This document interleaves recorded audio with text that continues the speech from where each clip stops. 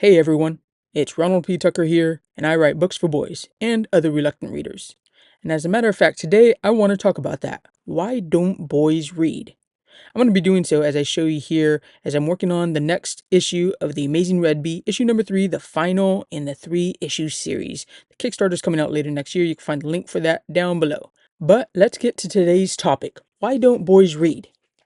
Over the years, there have been articles and studies to try to figure out why boys don't read as much as girls. What I'm going to be talking about today isn't really going to be delving into those studies. You can read a couple of them at psychologytoday.com and at the International Association for Evaluation of Educational Achievement. I'm going to put the links for those down below as well. Instead, what I'm actually going to be talking about today and trying to answer the question at hand, why don't boys read? Of course, I can't really answer that for every single person out there, but I can from my own perspective because I was, in fact, a boy who didn't like reading. As I've said in the past, I am the target audience for who I make my books for, which are boys who don't like reading. It's not that I couldn't read very well. When I was quote unquote forced to read, I could do it just fine. But I didn't like it. I thought most books were too boring and too long. So then, how did I become a reader? See, I grew up wanting to be a cartoonist. I loved comic strips and later comic books. So it wasn't like I was opposed to reading completely.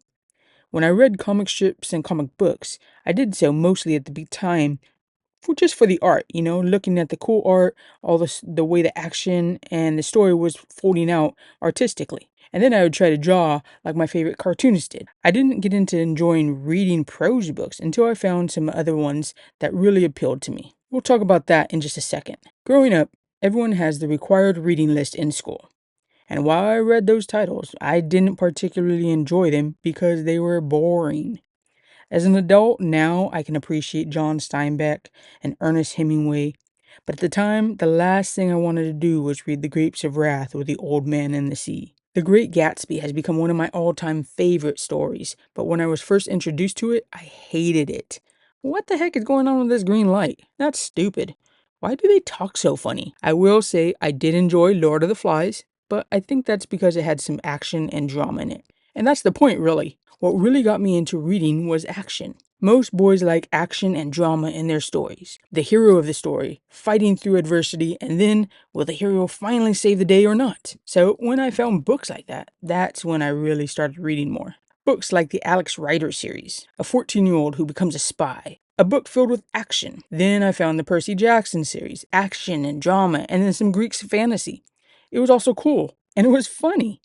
Then I found Hunger Games, and it didn't matter that the lead character was a girl. It was a cool story. To get boys and other reluctant readers to read, they need to find books that interest them. If they like fantasy or science fiction, there needs to be fantasy or science fiction books for them. Actually, let me clarify that. There needs to be modern fantasy or science fiction books for them. Like I said, I couldn't stand reading those old books, and one of the reasons is because it felt so out of date. I couldn't appreciate them at the time. I've never read John Carter of Mars, but the premise of it sounds awesome and like something I would like. But every time I tried to read it when I was younger, it just felt too old to me. In this day and age, I think fiction needs to meet the attention of the readers it's trying to find. So, the question again, why don't boys read? Why didn't I want to read? Because books can be too long. Books can be too boring. Books don't have enough action and drama in them. Books don't have enough humor in them. What I'm trying to do to overcome those obstacles is write shorter novels. My Peter Paranormal novel is right around 100 pages, roughly the same size as the Goosebumps novels. And it's filled with mischief, a little bit of supernatural, and a buddy comedy feel to it. My comic book, The Amazing Red Bee, is filled with bright colors and superhero action. It's perfect for any fan out there of Spidey and his amazing friends or Teen Titans Go. See, to get those reluctant readers actually reading, they need to find books that interest them. Don't try to force them to read The Outsiders, even if it is considered a classic. Let them browse genre fiction shelves. Let them find graphic novels. They just need to find that one story that opens their eyes to the wider world of books. If you enjoyed this video and my commentary, please hit that like and subscribe.